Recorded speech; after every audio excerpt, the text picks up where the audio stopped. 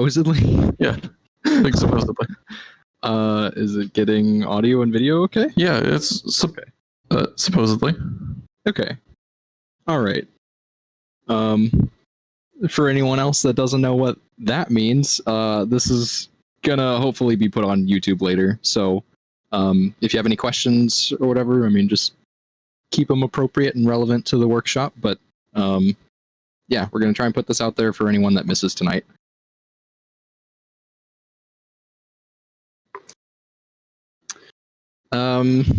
Okay. Well, with that, we're 4 minutes past, so we might as well get started.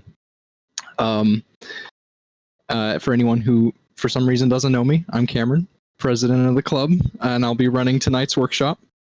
Gonna go over shader graph. I have like a couple of slides to sort of introduce the topic, but really quick before that, I wanted to tell you all about next week's event. We're going to have an environment artist, Dallas Drapeau, talk about environment art in Unreal Engine. And he's specifically going to touch on some of the differences between how Unreal works for games versus film.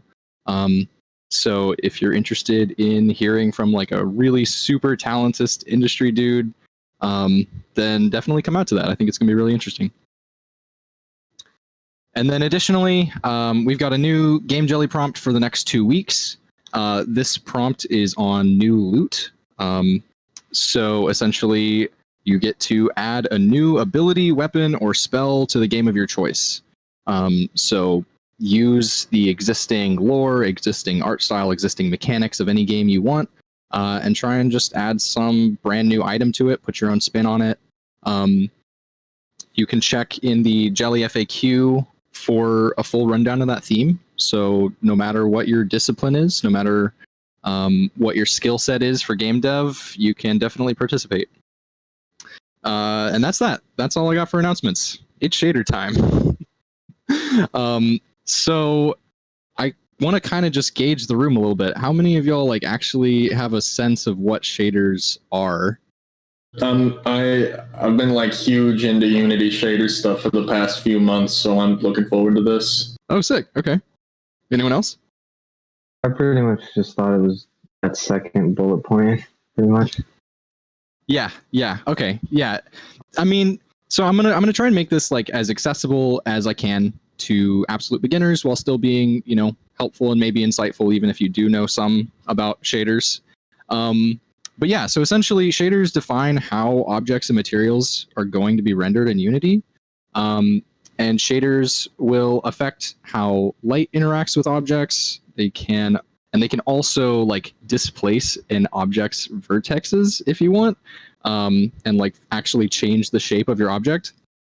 That's going to be outside of the scope of this. We're not even really going to mess with lighting. We're just going to make a really cool effect tonight. But this sort of picture just shows several examples of what different shaders can do to the same object. So shaders are kind of capable of a lot.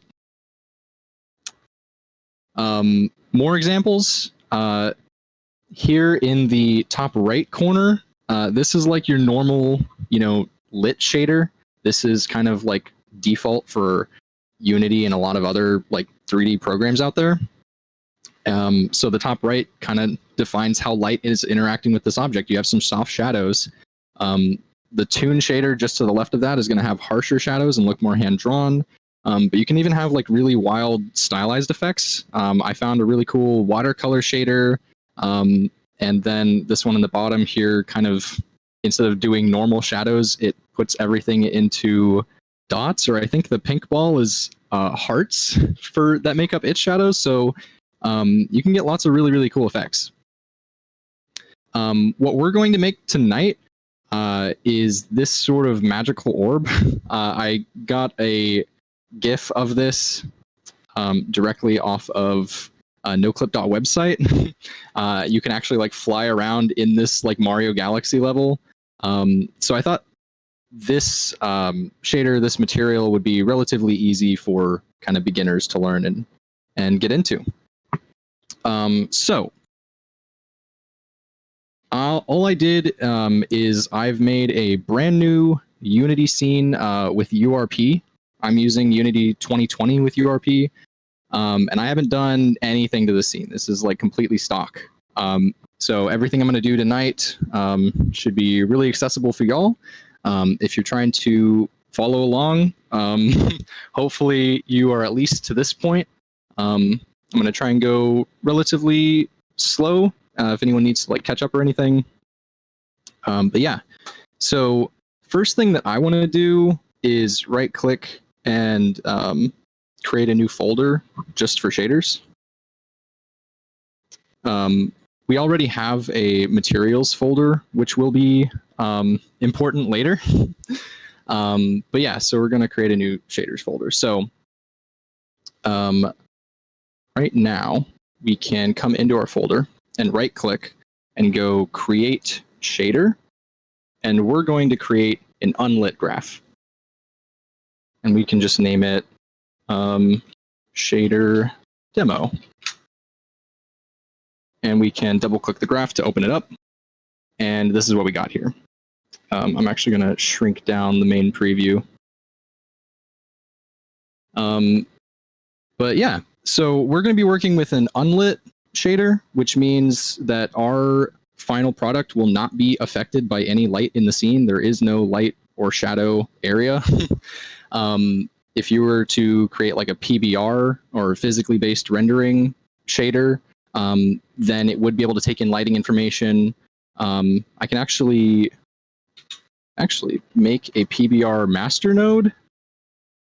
So if we'd made like a different type of shader, like you can get different outputs to your material. So we're going to be working with just a single color node for tonight. But if we were working with like a different type of shader, we could work with albedo, use normals on our material, make your material like emit color, change how smooth or rough it is. Like different shaders are like capable of different things basically. But we're just going to work for unlit tonight. That's a bit easier to wrap your mind around, I think. So we've got our unlit graph. What we're going to do here, just so that we can kind of like tell what's going on, is we're going to make our color red and save our asset. So if we come into the scene, I'm actually going to hide our example assets. I'm going to right click in our hierarchy, and we're going to create a sphere. And we can zoom in on that. And so by default, a sphere, you can see here when you select it, it's currently using a lit material. We want to create a new material. So I'm going to go into our materials folder and right click and create material. And we can name this shader demo as well. And so if we look at our shader demo material, by default, it is using the universal render pipeline lit shader. So we can click on this little drop down here. We can look at shader graphs. And here's the shader demo graph that we just made.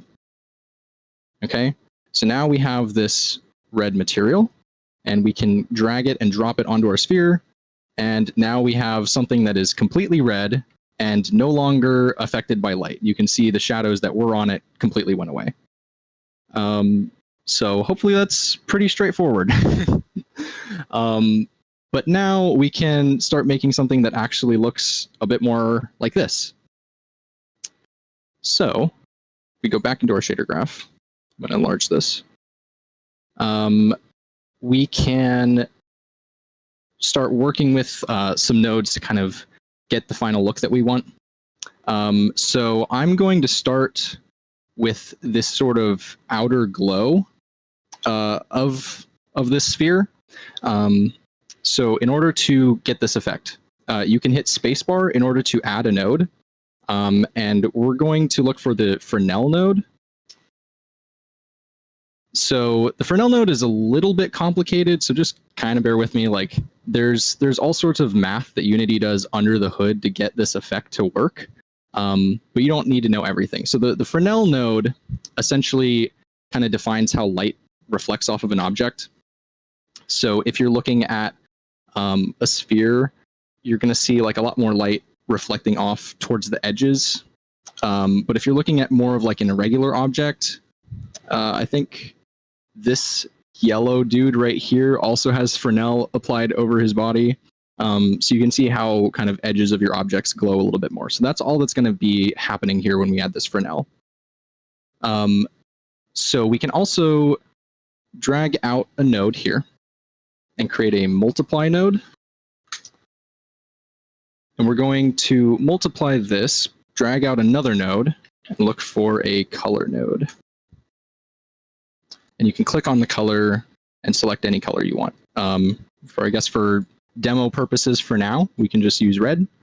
But so basically what's happening here is Unity is taking this value and multiplying it by a red value to turn the whole thing red. So if you were to kind of consider how Unity handles colors here, even on the color picker, you can see that a color is associated with 4 values, R, G, B, and A. And Unity keeps track of everything on a 0 to 1 scale. So if we put in 0 for red, well, now we have 0 for everything and it's actually black. If we put in 1 in the green channel, you get green, you know. So relatively straightforward stuff. Basically, the Fresnel has a value of 1 as its color all along the very edges. And so we're multiplying that like edge value of 1 by our red channel value of 1. So the very edge of this Fresnel is like perfectly red, and then it's slowly multiplied by, you know, by numbers that slowly progress down to 0 until you get black perfectly in the center. So that's kind of how Unity handles colors a little bit. We can drag the output of this multiply into our color. And so this is going to get output onto our object itself. We can save the asset and go back into our scene. And now from any angle, sort of the edges of our sphere are all lit up nice and red. The Fresnel node also has a property to it called power. So if we change the power value, we can change how intense the dark spot is in the middle.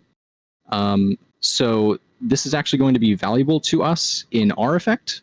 So what we want is to have control over the value of the power. So we can drag out a node from power, and we're going to look for a vector 1 node. And so if you don't know, a vector 1 is just a single floating point number that Unity can keep track of. So we can type in 1 for that. And so this value of 1 is getting plugged into our power. If you right-click on your vector 1 node, you can convert it to a property, and then it'll kind of collapse the node, and you can see it in your properties panel here on the left now. You can double-click it, and you can rename vector 1 to just be Fresnel power. And we can change this. So by default, you can just type in any number here. We're going to change this to be a slider value. So you can choose any value between like 0 or 10. But the default value for this is going to be 1. So if you save this, and you go back into your scene, it currently looks the same. So we have our sphere selected in our scene, which means it'll pop up in the inspector here. If you click this little arrow on your material, we can now see that there is a Fresnel power value that is a slider. And so we can actually change it in the editor to see how that affects our material. So that's that. I think this is a good point for any questions so far. Is anyone kind of confused about anything up to this point?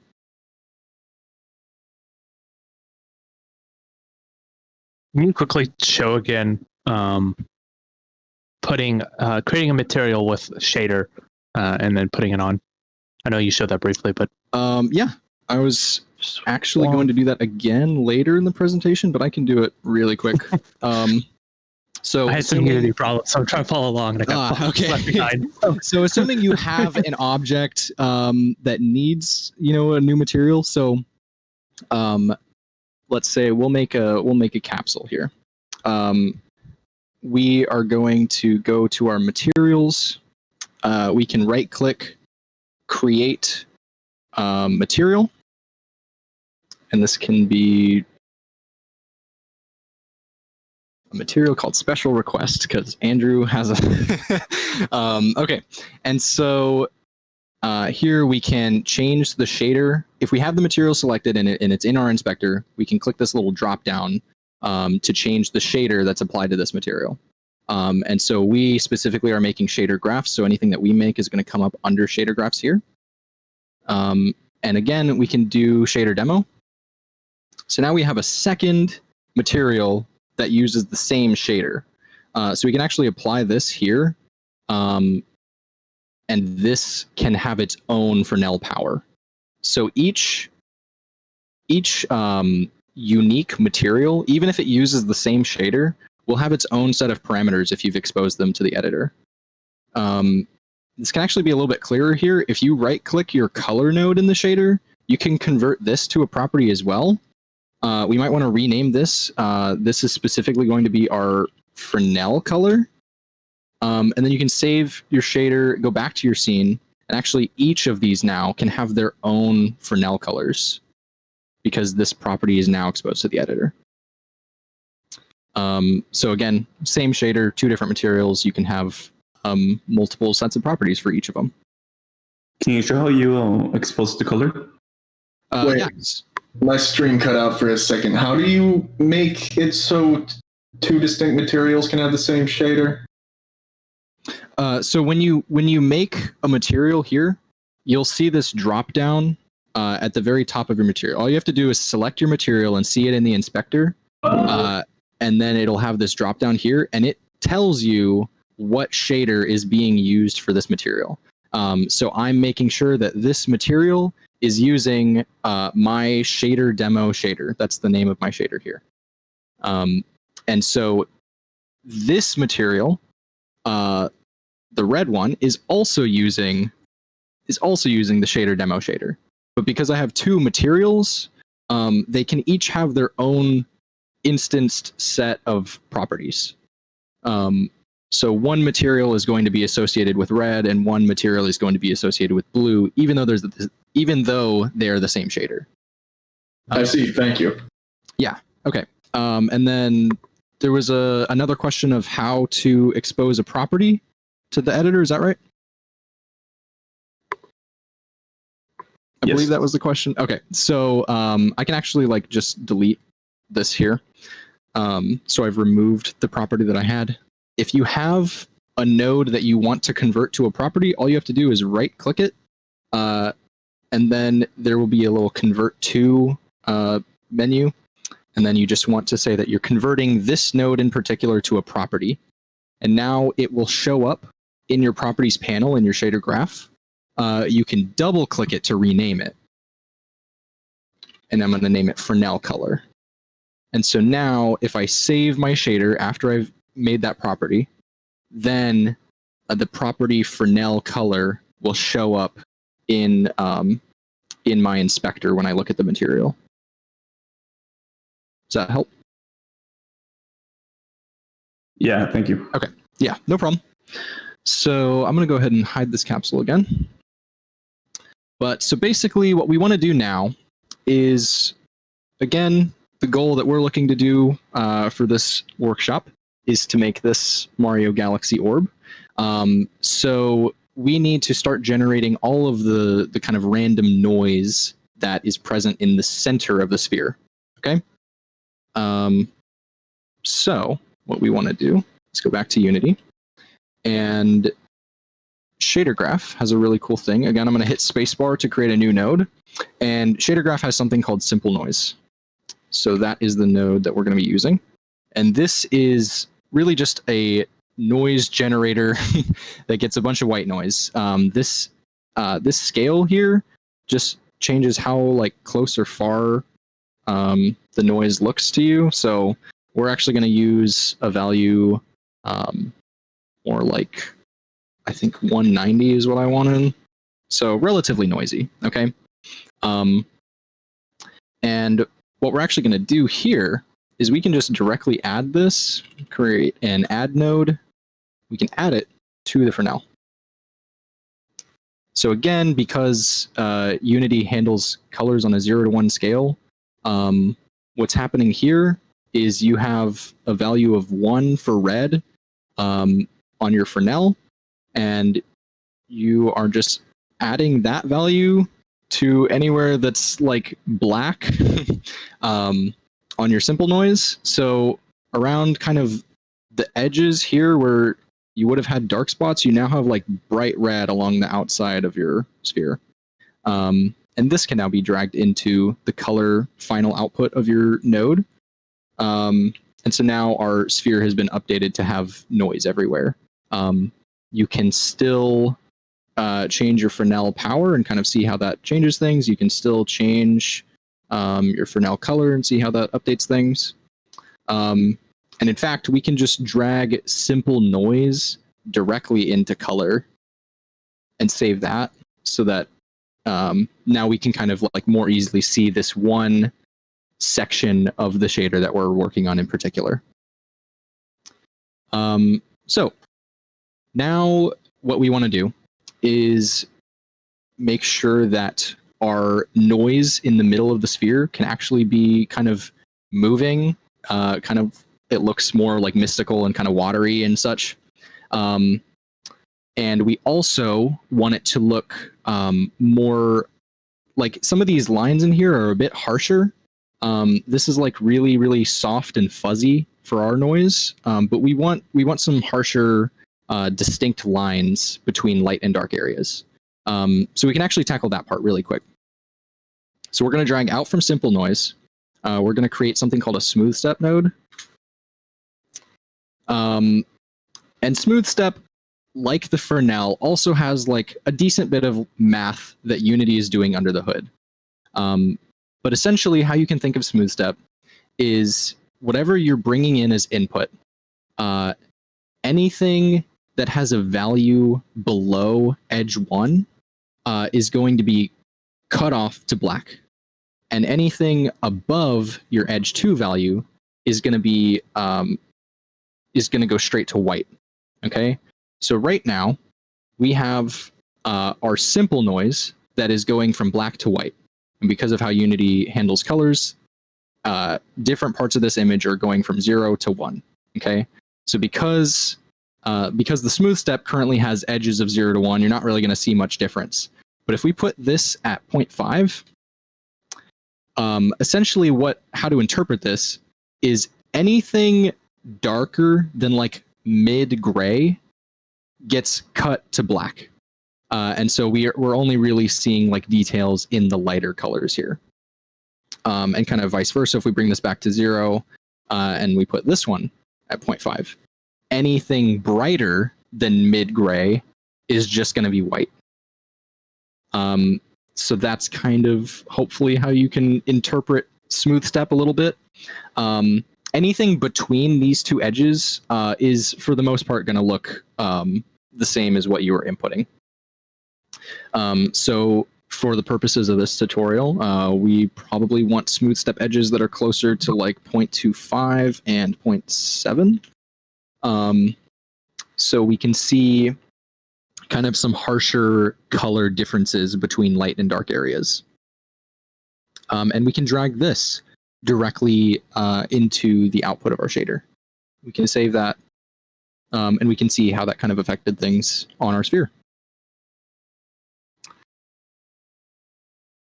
Okay, so now we want, what we could do is create something called a vector 2. And so kind of like the vector 1 from earlier, this is a data type within Unity that stores 2 values together. We can right-click this and convert this to a property as well. And we can just name this smooth step values. So we can default these to also 0.25 and 0.7 here. And what we want is to split them and plug in these to here. And we should see exactly the same thing. So all that's happening here is now we have a property that's going to store our smooth step values, so we can change this live in the editor later. but so that we can plug in the X value of our smooth step to edge 1 and the Y value of our smooth step values to edge 2. We're splitting these apart from the vector 2 that we just made. So I'm taking the X, which is in the red channel for now. So the split node might be a little bit confusing. You can also split colors, but I will get to that shortly. So I hope that doesn't confuse anybody just yet. But now if we go back to our scene and we click on our object here, we should be able to see smooth step values in here. So now if we changed our like X smooth step value to something higher, like 0.5, we can see more black, or bring it back down. Okay, so now what we should be looking for is noise that is moving. So to sort of get this effect, we're going to create something called a tiling and offset node. Okay, and what you see here is a representation of UVs, and UVs sort of control how textures are mapped onto your objects. And these UVs are made of a red channel of color and a green channel of color. So actually what I can do, instead of hitting space and typing in split again, I can also just select this and hit Control D to just duplicate the node. And I'm gonna put the output of tiling and offset into split. And then Unity also has a node called preview, so that I can see all that's happening here is I'm looking into the values stored in the red channel of our tiling and offset UV. And so what's happening here is in the tiling and offset node, you can see it starts from black and gets progressively redder. And you can kind of see that in the preview. If you look at just the red channel, it's black all the way on the left-hand side of the texture here, and it gets progressively lighter. And then the green channel is similar. It's black at the bottom and gets progressively greener as you go up.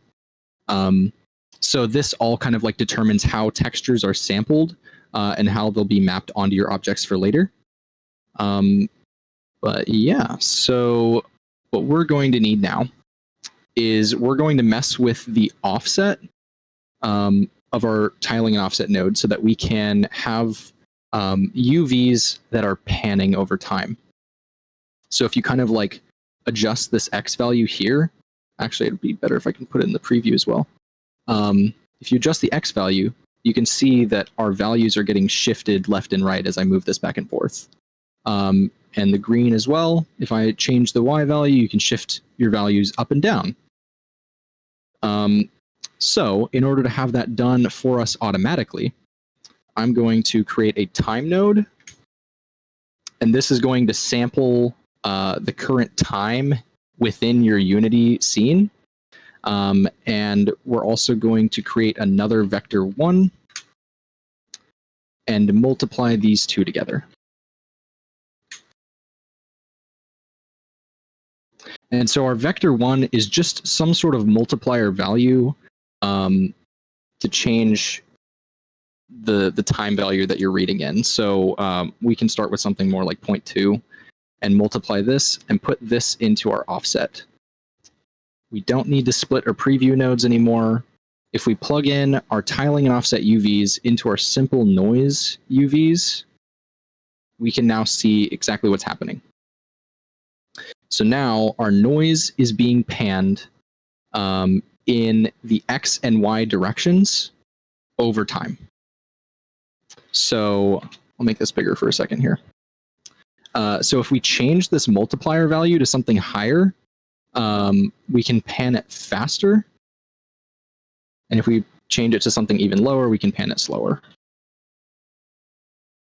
And currently, it's panning the same amount in X and Y at the same time because we're plugging in a vector 1 value into a vector 2 input.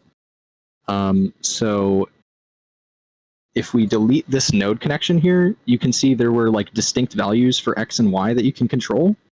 So if you wanted to pan this in like only X, you could plug this into a vector 2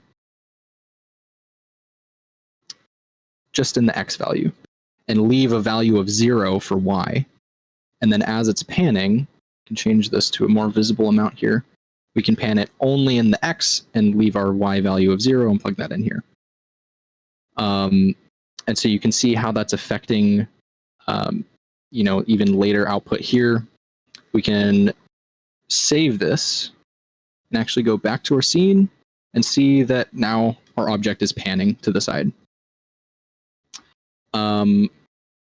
So really quickly, I'm going to right-click this vector1 and convert this to a property. And we're going to name this noise scroll speed. All right. Are there any questions on what we have so far?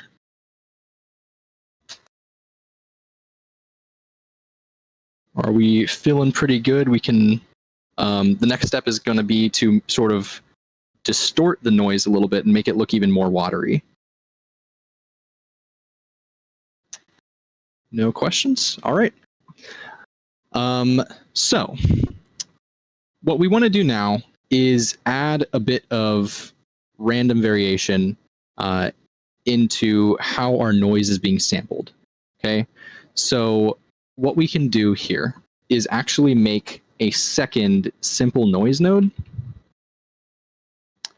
And with this, we can scale it down to something like 20. So this is much bigger and more like cloud-like.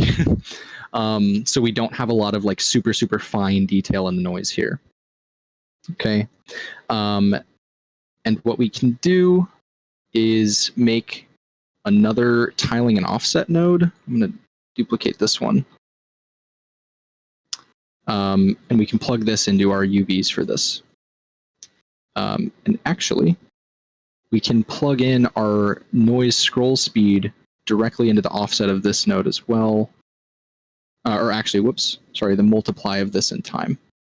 And so now our second simple noise is also being panned over time. And so what we can do is, if you remember, if we bring back our split and preview, actually it's going to be easier to see if I'm not moving this over time. So if you remember, like our red channel of our UVs for the first simple noise just goes from black to white. So we can actually add these two together here.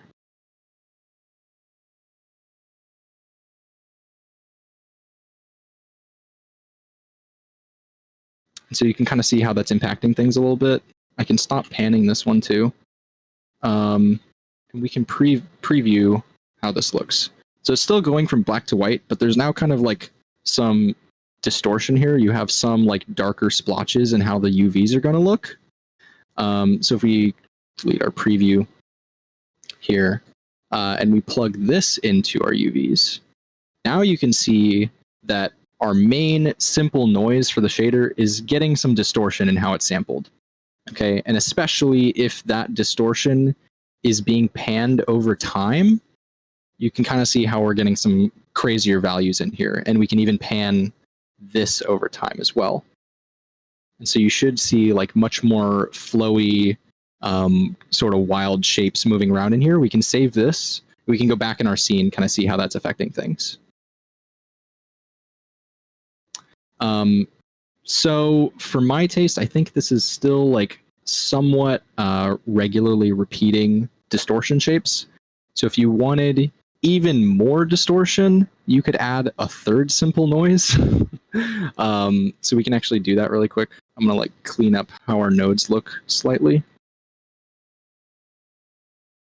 But we can duplicate this guy, give him a value of I don't know, 10 or something. And so we could even add these two simple noise together. And then add the output of this in with that one. And then you have even crazier shapes. So I chose not to pan this one over time, but yeah, so you just have a ton of variation in how your texture is being mapped across your object.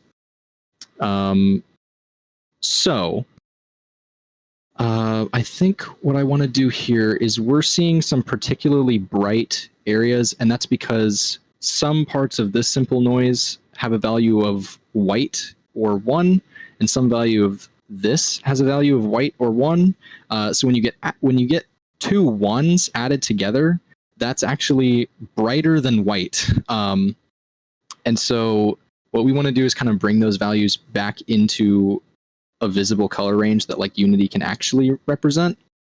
So here, if I kind of double check my reference of how I set this up. Actually, for this, I'm going to not add these together. I'm going to multiply them together.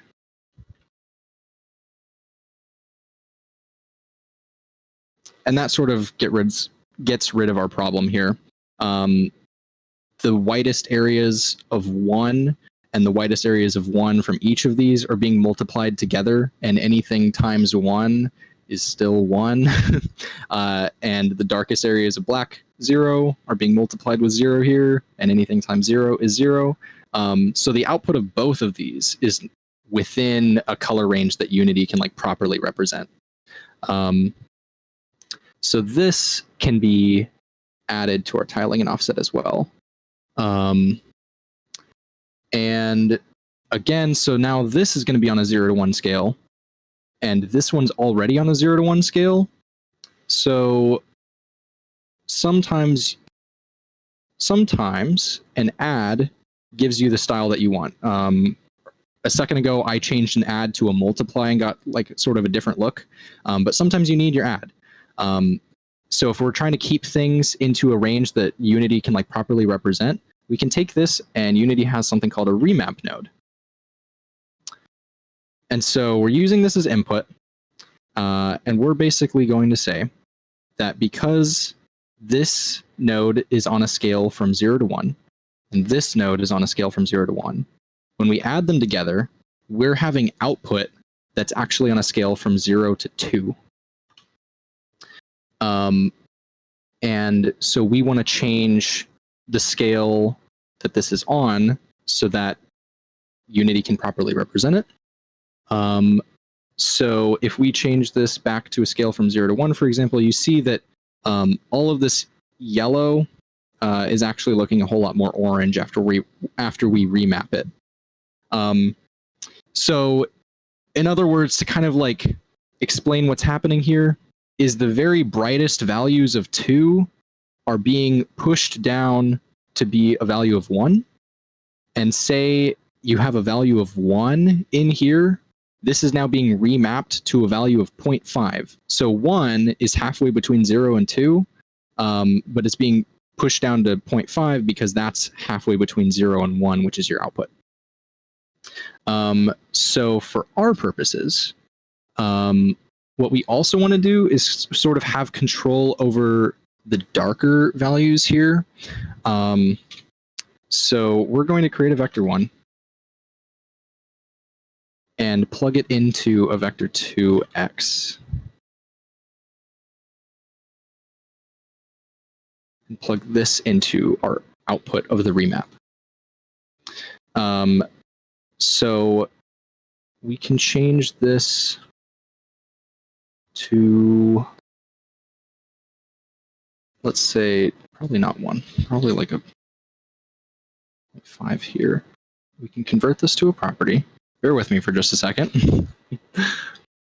So if we're controlling the range that our output is remapped to, we can essentially affect how intense our distortion is going to look.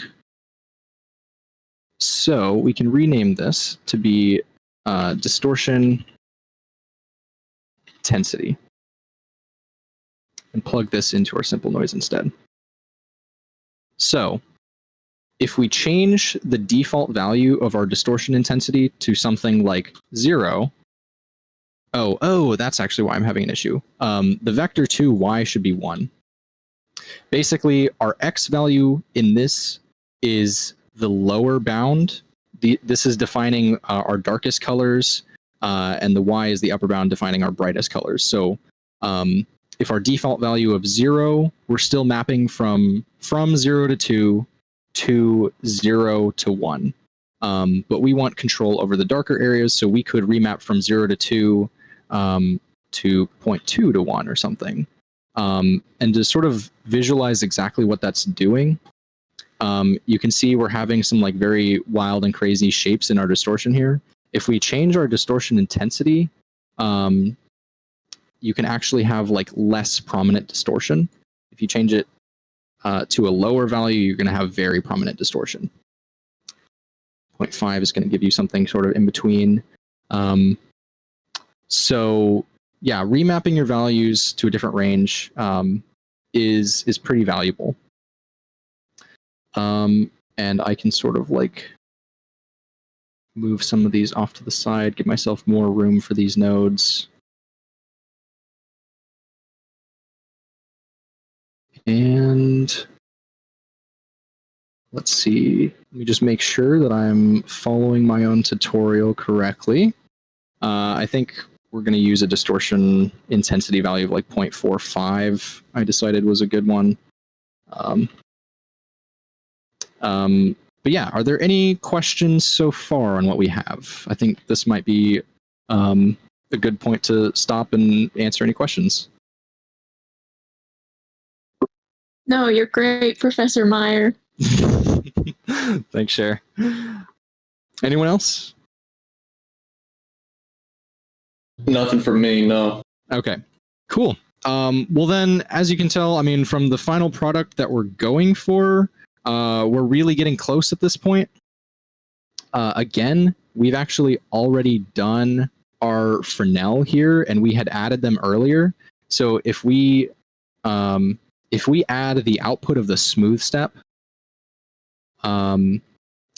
with our Fresnel, and then we take the output of this add into our color of our shader instead, and we save that asset, we can see this updated with how the Fresnel will look as well. So as you can see here, the final product that we're going for is not black and white with all of its noise. So what we need to do is figure out how to change those colors. So here earlier, coloring the Fresnel sort of worked because you already had light values, because a value of 1 from the white multiplied by the value of 1 in the red channel is going to color everything red. But we're going to also need to color these dark areas. So you can't just multiply a color by 0, or else that would also just give you black. So we're going to take the output of our smooth step node into a lerp node. So what lerp is, lerp stands for linear interpolation. And basically whatever values you're passing in as input, in this case you're putting it into the T channel here, it's going to map the values closer to 0. Oh, shoot. I can explain this a little bit better. Linear interpolation is going to return a point between two other points on a linear scale. Okay, so if 0 is black and 1 is white, what we can do is create a color here. And we can instead say all of these dark 0 areas here, we want those to correspond to red. Okay, and any areas that are kind of gray are going to be sort of pink, because it's linearly interpolating right now between red and white. So the gray areas look pink, the black areas look red, and the white areas stay white after the lerp. We can plug in another color here, and we can instead map this to like blue, for example.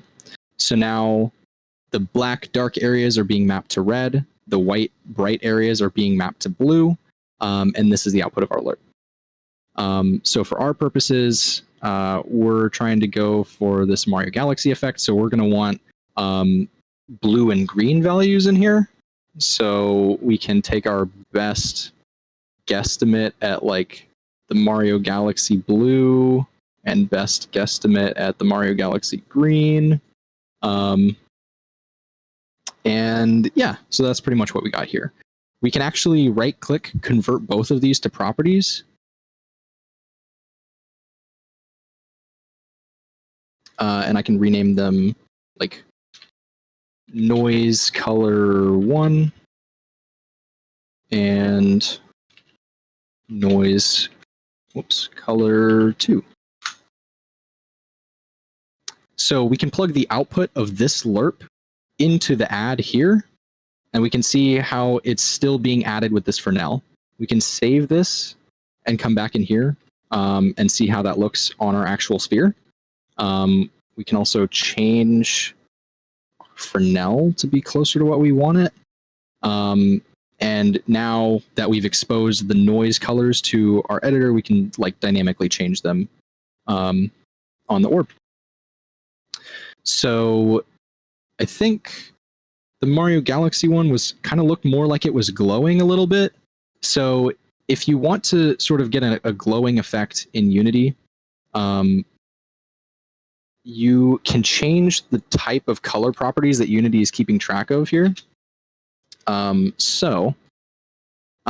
Currently this noise color 1 property is in default mode. So if you actually change this to be HDR color, and we can change noise 2 to also be HDR color, and I think even our Fresnel color node from earlier can also be HDR. We can save that and come back in our scene. So by changing things to HDR, now color properties are associated with red, green, blue, alpha as normal, but they also are associated with this intensity value. So if you make a color very intense, so we'll start with a red color, and if we make a red color that's more intense, it's going to get brighter, and it's actually going to start glowing. And so sort of depending on how you want to like mess around with your colors for your objects, you can make some like really bright glowing things here. So we can change this back to like sort of a blue here. We want maybe the blue to be darker and have a lower intensity, and the green might be a little bit brighter. We can change this to like a more vibrant green. It can be pretty bright. We can maybe slightly brighten up our darker blue as well. You can sort of tweak this to values that you think look nice. And then as well, we want the outer edges of our sphere to also be glowing. So we can make that glow. And if you think that's like sort of a lot of white on the edges and you can't really see the noise in the center, remember that we made a Fresnel power parameter earlier, so you can sort of change how intense that Fresnel is on your object, and you can get something more like that. So if you wanted to, you could also add something called a contrast node out from your lerp. And so this can be plugged directly into the add as well. You can create a vector 1 that by default would be 1. You can right click and convert this to a property. We can name this contrast.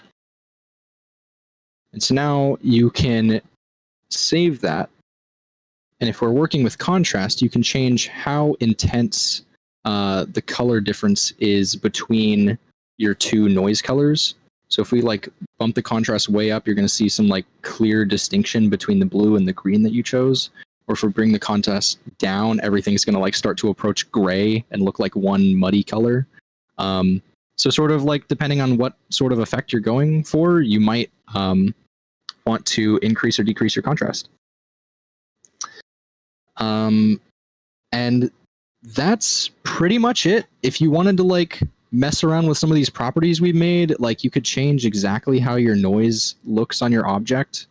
But like for the most part, we've kind of made our own unique version of this effect. We have noise that's being wrapped around our object and kind of dynamically moved around. We have our bright glowing spots. We can control the colors.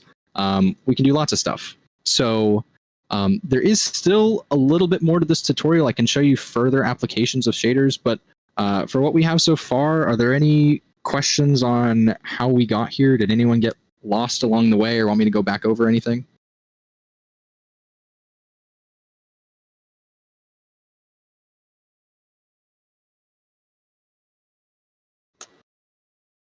I hope no questions is a good thing. I do have one what's question. Sort of relates, but once you start adding all these nodes, they start getting a little spaghetti. You know, obviously you could organize them, but is there a way to comment or some way? Yes. So here, like, this is a relatively small shader graph. I mean, there's still, you know, within 20-ish nodes or so in here. So it's kind of like at a glance, if you're zoomed out, you can still kind of tell exactly what's going on. But yes, you could. We can actually click and drag out a box around specific nodes that we want. And if you hit Control G, that groups them together. By default, Unity just says new group. If you double click that, you can name it. So we can group these nodes together and say, this is the section of our shader graph that is doing the Fresnel. And like, if we come in here, we can group our lerp and our colors and our contrast and group these together. And we can say, this is the section of our shader graph that's doing noise color. And so you can actually click and drag an entire group of nodes at once. So that makes it a little bit easier sometimes to sort of rearrange your graph if you need to sort of drag nodes around and make space for yourself. But yeah, so that's how you would group. That's the closest thing I've seen to like adding comments to your graph. Shader graph like doesn't really have, you know, you can't add a sticky note to your graph or anything to like write down what your thoughts were, but you can group nodes together and kind of give a short description of what exactly is happening. Does that answer your question? Yeah, absolutely. Thank you. Okay. Cool. Contradiction. I'm using a different version of Unity, but there's just straight up add sticky note button. Is there? When I right click. When you right click. Oh, well, what do you know? You can add a sticky note. Learn something new every day. Thank you, Bill. New stuff. Awesome. Okay. Here's all the stuff left to implement. Yeah, I guess you can like make notes for yourself or whatever there. Yeah, okay. Well, that's gonna improve my shader process later if I can make notes for myself. Cool. Okay. Anyone else have any questions? This shader graph is going to be applicable to other things that I can show you. So unless there's any other questions, there's a bit more to this. Can you actually take a screenshot of that and send it on the voice chat? Yeah, sure. Thank you. I can see if I can kind of scrunch everything together here.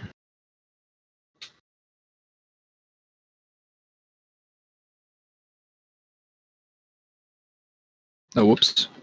Accidentally scrolled out. It's going to be a little bit hard to read, but hopefully this helps some. So in the voice chat here.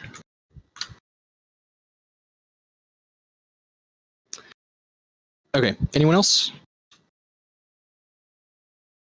All right, so we have our shader graph. And if you'll kind of remember, you can interpret this as this is the sort of overall behavior that we would want a material to have.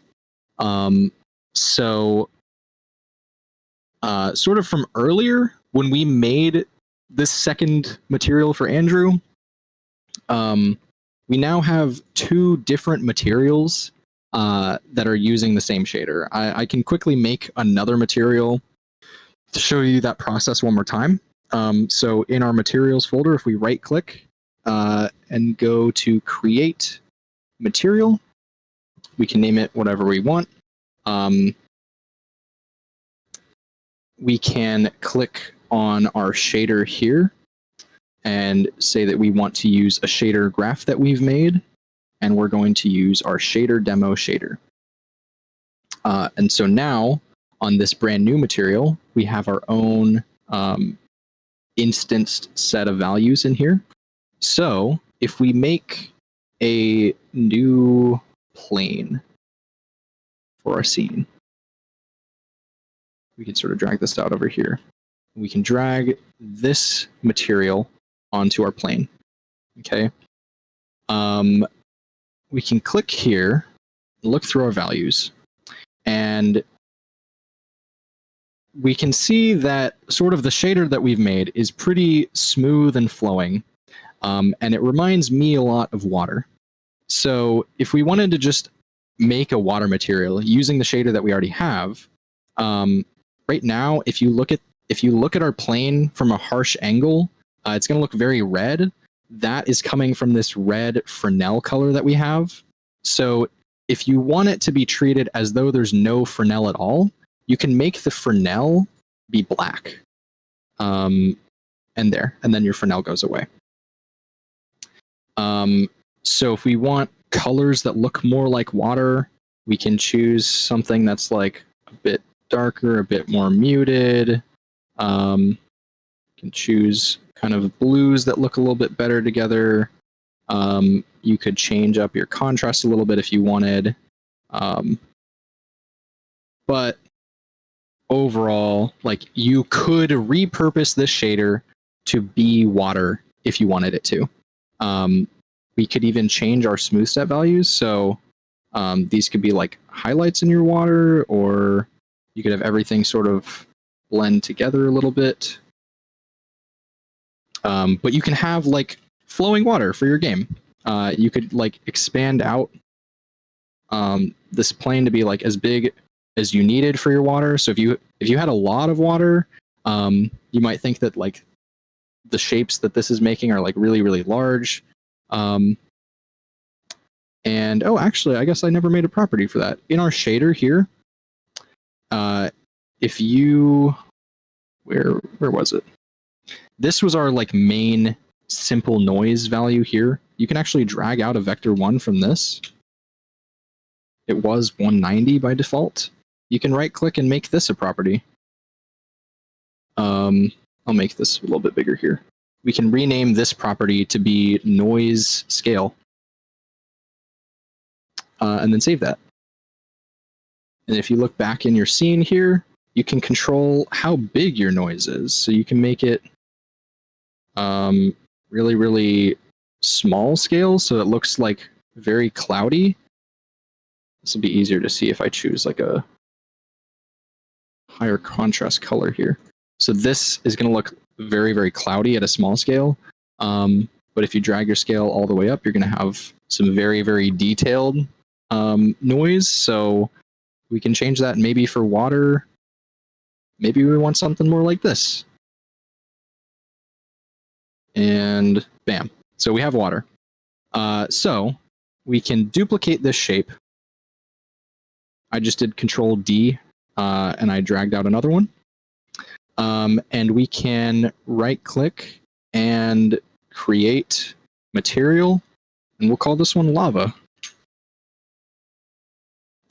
And we can choose to use our shader demo shader again. We can make our Fresnel be black again. And we can drag our lava material onto one of these. Again, this is just using the default values of our shader. But if you plugged in more of an orangey color and like kind of a yellow color here, some of these are kind of ugly. Like, you might want to like consider color theory a bit and choose colors that are a bit more appealing. But lava is also emissive, right? So this is currently like a little bit dull, but lava would be kind of bright. We can actually make it like really bright, and then you can sort of see the bloom in your Unity camera. but lava would be fairly bright. You can make this one kind of bright too. And maybe we can bump up the contrast between these. Let's see. Sometimes you just have to play around with some of these properties. So if you expose properties to the editor, it gives you a little bit more freedom for what you can tweak. So this would be very fast flowing lava. I think lava in real life might actually move a bit slower. So we have a noise scroll speed property. We can change this to be slower, like 0.1 maybe, or maybe even slower, like 0.05. And we have slower moving lava. We can again change our noise scale.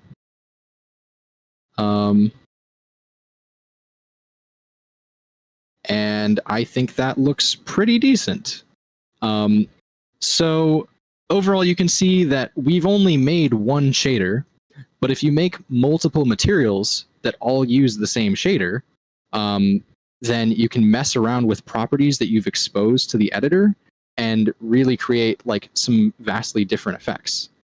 So by default, like if you go to create a material here, just a default material, this uses the lit shader.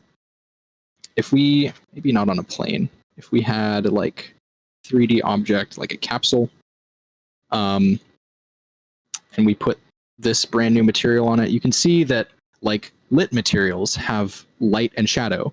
And so the lit shader defines how light is interacting with this object, but it also has its own like distinct instanced material. If we like duplicated this and duplicated this material, we can put one of these on this guy, one of these on that guy. And now we can like mess around with some of the properties. So it's not just our shader that has instanced properties. It's a lit shader too. If there's anything that's exposed to the editor here, you can sort of like change the values that you can work with. I think there's one last thing that I can sort of touch on pretty quickly that might be valuable to you if you're working with shaders in the future. So to sort of set this up a little bit, I'm going to bring the capsules like below our water plane, and then we can actually scale them up a little bit. Maybe drag one of them off to the side.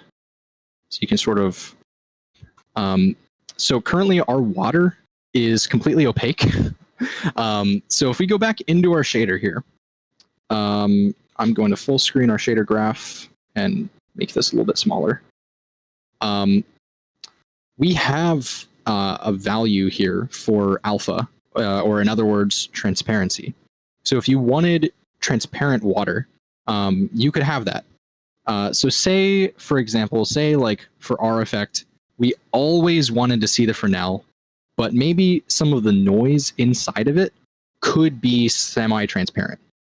So if that was what you wanted, you could take the final color value from your inner noise and you could split this.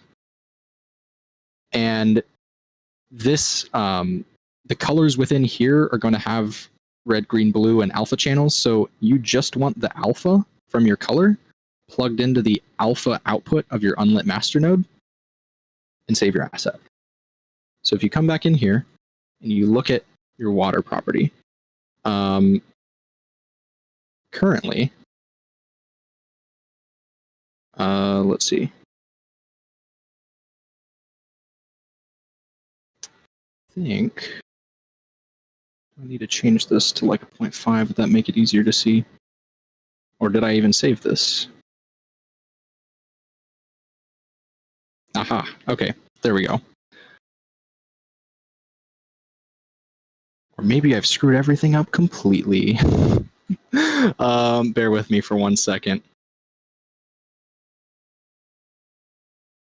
You should be able to adjust your colors to control the transparency of your output. This is actually not wanting to work for some reason.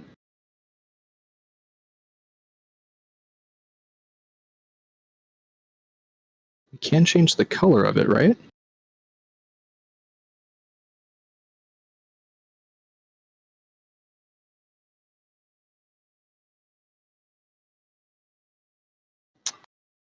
Maybe I'm just missing something.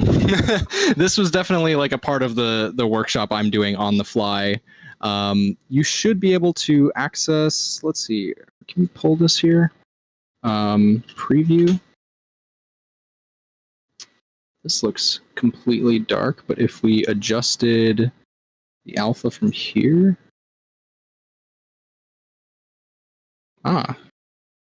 something might not actually be updating properly in here. And for some reason, my editor is like slightly bugging out. I don't know if that's coming across very well over the screen share. Interesting.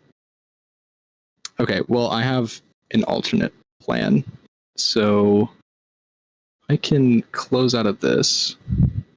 I had another Unity scene in here that I was working in earlier. I can give this a second to load and I can better show off working with alpha a little bit, but you should be able to have transparent water.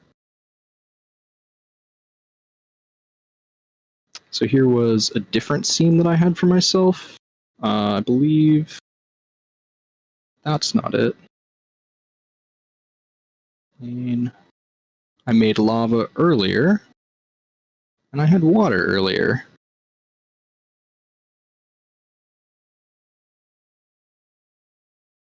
And these, oh, actually, no, these were using a different shader. So yeah, again, bear with me. I'm completely doing this on the fly. Here we go. This shader, I believe, had alpha working. Yeah, okay. So within this demo here, what was I doing differently? Oh, I took the lerp from before I did contrast, and I took the alpha from that. So yeah, I don't know why I did it from before I had contrast, but essentially, you can have colors that you're trying to output. You can split them and take just the alpha channel, and use just your alpha channel from your color to control the transparency of your entire thing. So what's happening here in this orb is the green color has an alpha of 1, so that's fully opaque. But the blue color has, like, we can give it an alpha of like 0.5 or something. And actually, if you take the alpha of blue less than 0.5, this shader currently has an alpha clip threshold. So if your alpha is less than this threshold, it's just going to be completely transparent. But if we make this 0 and we save this, now you're going to have like some semi-transparent, really, really faint blue. We can also change the transparency of our green here. And that's that. If we change this plane to instead use the proper shader here, this plane, we can bring up a little bit of transparency in our colors here. So if you're doing water here, again, you can sort of like mess around with your values. You can change this to be more like watery colors that are flowing. And you can have semi-transparency. So in this case, if we move our lava like below, you can see how our water has become semi-transparent. So I guess what went wrong earlier is I was doing it, I was splitting our node after we did contrast. I guess the proper way to do it is split it from your lerp instead. But yeah, you can pull just the alpha channel to get transparency in your materials. So that's that. Are there any other questions? Because I think that's pretty much all I had for the night.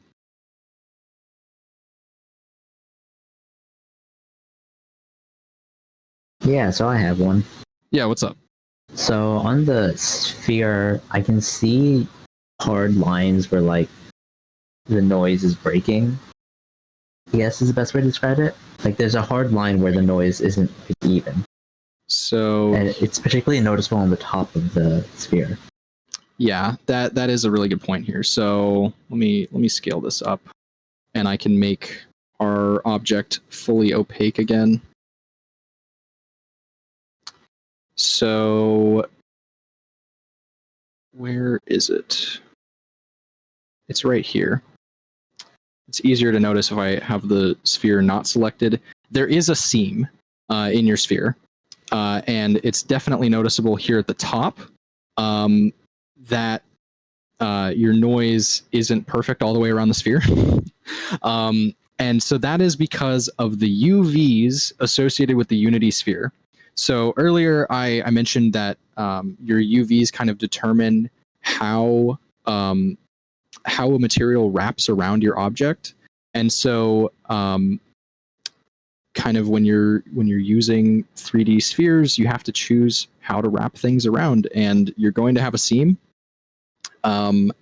So there are kind of ways around this if you're okay with having a different effect. In our case, if we were to go in here and let's see, we could make a node called screen position. And so the screen position is another type of UV that is doing things relative to your screen as a player. And if you plugged these into the UVs of your like tiling and offset, and you can actually do it up here as well, and on all of your simple noises, you could save that. And so now you still have this like noise generating, but all of your noise in your material is now relative to the screen. So no matter where you move around it, you're not going to see a seam, but it also, your noise doesn't wrap perfectly around your object. So there are other, sort of tips and tricks you can use to get around seams. Could you use a position node set to world space? Oh yeah, there's all sorts of stuff that you could do. You could do position set to world, I think would work. Or object space. There's a lot of different things you can mess around with. So if you did do position set to something else, so like let's start with object space. I believe we should be able to drag all of these. Oh, can we do this? No, we can only drag one of them at a time. Great. Okay, we're gonna take all of these instead to this object position node. So now we're going to wrap everything around our object. And so technically that's not a seam, but it is being like sort of reflected around itself in a weird way.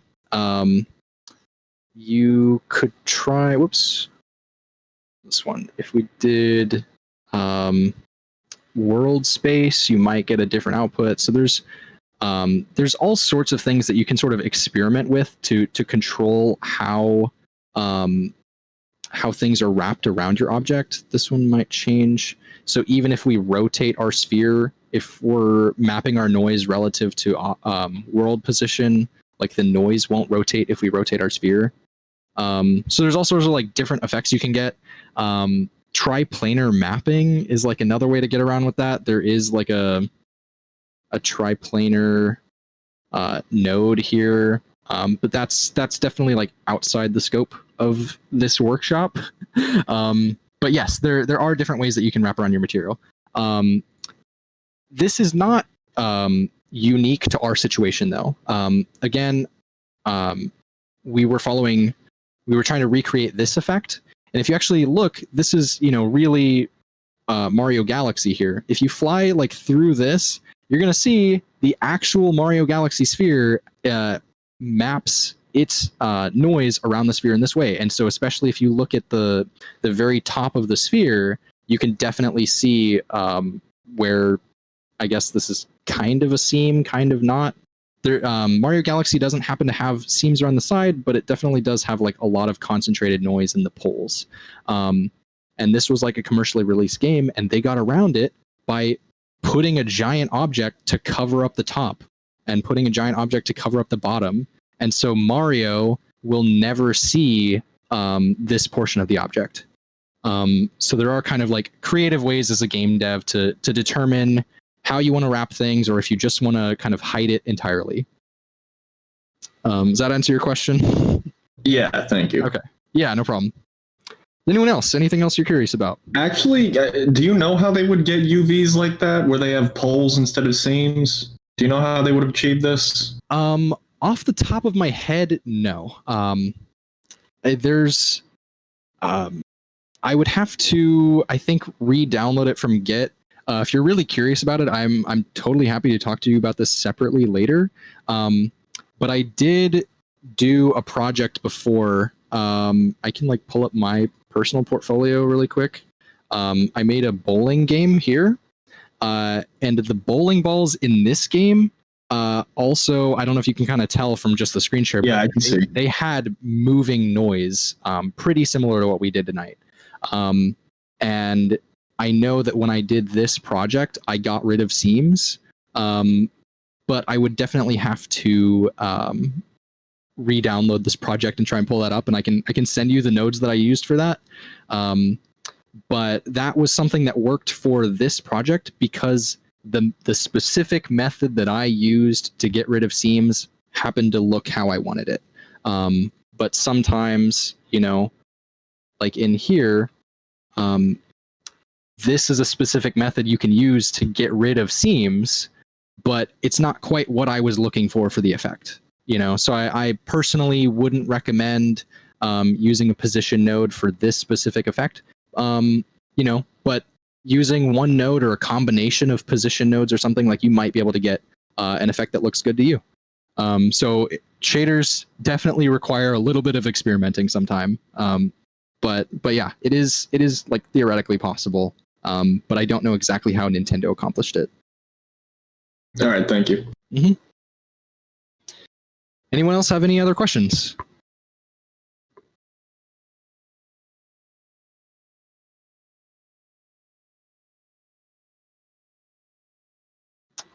All right. Well, I guess not. I'm, really into shaders, so if you think of anything later on, like, feel free to hit me up, DM me, or tag me in the server or something. Like, ask me shader questions. I'm always down to talk about it. I think right now we're running a new game jelly where you can like put in new game assets or weapons and effects into your game. So like, if you want to keep going with shaders, I think after this workshop might be a really good opportunity to take part in the game jelly for the next 2 weeks and try and like experiment and see if you can create something unique that's yours. So I definitely recommend doing that if you're interested. But yeah, unless anyone has any final questions, I think we can go ahead and wrap up for the night. So again, thank you all for coming out. I really appreciate having you all here. And I guess I'll go ahead and hop off. Again, feel free to message me if you have any other shader questions, but that's all I got. So have a good night, y'all. Thank you. Workshop. Have a good Thanks for the workshop. No problem, you guys. Have a good one. Thank you.